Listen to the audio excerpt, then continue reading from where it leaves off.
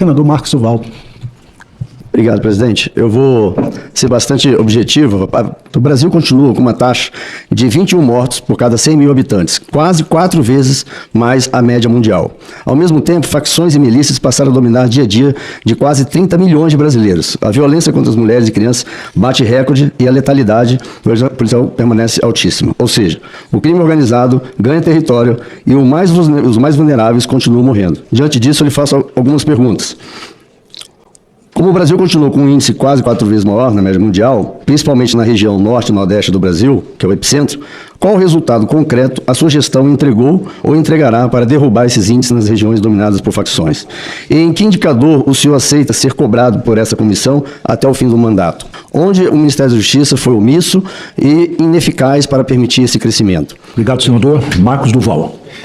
Eu agradeço a sua pergunta porque isso me dá uma oportunidade de afirmar com toda a convicção de que quando o governo federal é cobrado com relação à criminalidade comum e corrente, o que é que o governo federal está fazendo? O que o Estado brasileiro, genericamente compreendido, está fazendo? Está fazendo aquilo que está previsto na Constituição no que concerne ao governo federal. Então eu, respeitosíssimamente, devolvo a pergunta a Vossa Excelência, perguntar o seguinte: o que os governos estaduais estão fazendo para combater a criminalidade? Qual foi o governo do Estado que resolveu o problema da criminalidade comum ou organizada? Nada. Então, o que acontece? Hoje, como há uma inércia não por culpa do governador A, B ou C, uma inércia que advém de problemas estruturais, históricos, por causa desse crescimento desmesurado e surpreendente do crime organizado, não estão fazendo nada. Ou estão fazendo aquilo que é possível dentro dos limites que tem do ponto de vista de material humano, equipamentos, orçamento, etc. Então, claro que agora o governo federal é culpado. O que o governo federal está fazendo? O governo federal não tem nada a ver com roubo de celular e o roubo e furto de celular. Não obstante isso, nós fizemos um programa robusto de celular seguro, que é um programa que está no eGov, um aplicativo que permite o bloqueio nacional de celulares. O que o governo federal faz com relação ao roubo e furto de veículos? Nada, porque não está na competência dele. Assalto à residência, mesmo assalto a bancos, isso é papel da polícia militar, da polícia historicamente. Como é que foram criadas as polícias em nosso país? O Dom João VI saiu de Portugal, fugiu das tropas napoleônicas em 1808, ele criou no Rio de Janeiro uma primeira força policial, porque o crime era local, o crime era simples, eram furto, roubos, homicídios, às vezes latrocínios, homicídios passionais, crime de morte passional. Então esse modelo foi sendo replicado historicamente em todas as constituições, a Constituição Imperial de 1824, a Constituição Republicana de 1891, todas as constituições que se seguiram a partir de então, inclusive a nossa Constituição Democrática Cidadã de 1988, seguiu esse modelo. O crime é local, a responsabilidade é dos governos locais. O que sobra para o governo federal? É importante que se diga isso, caríssimos e respeitadíssimos parlamentares aqui presentes.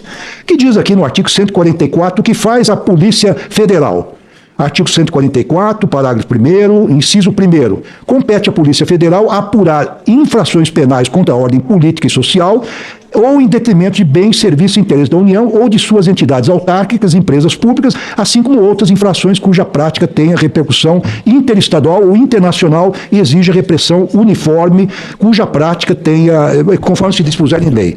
Em segundo lugar, prevenir, reprimir o tráfico ilícito de entorpecentes e drogas afim, o contrabando desse caminho, sem prejuízo da ação fazendária, etc. Bom, veja, Vossa Excelência, que não fala nada do crime comum aqui. Então, os 13 mil policiais federais que nós temos hoje se dedicam a combater exatamente um território gigantesco num país continental.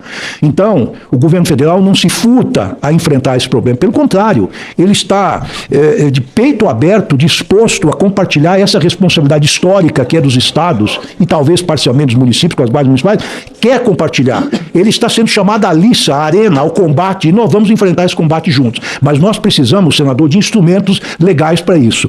E precisamos da PEC, certamente a sabedoria dos representantes do povo melhorará a PEC, assim como o projeto de lei antifacção. Aliás, aqui também me penitencio, o projeto das FICOS é de autoria do eminente senador, não é?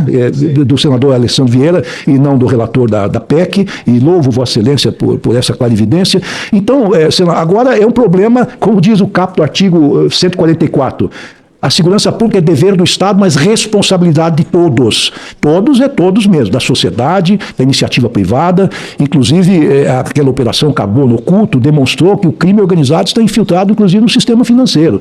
Então, o que acontece? Quer dizer, assim como eu disse no início, que fiz um repto aos presidentes dos partidos políticos, que selecionassem melhor aqueles aos quais dão legendas para concorrer aos diversos cargos eletivos, também o setor privado tem que fazer esse trabalho, o chamado Know Your Client, conheça seu cliente, saiba de onde vem o dinheiro que está sendo investido. Então, todos são responsáveis. O governo federal quer ser responsável também, vai assumir essa responsabilidade assim que o parlamento lhe der os instrumentos necessários.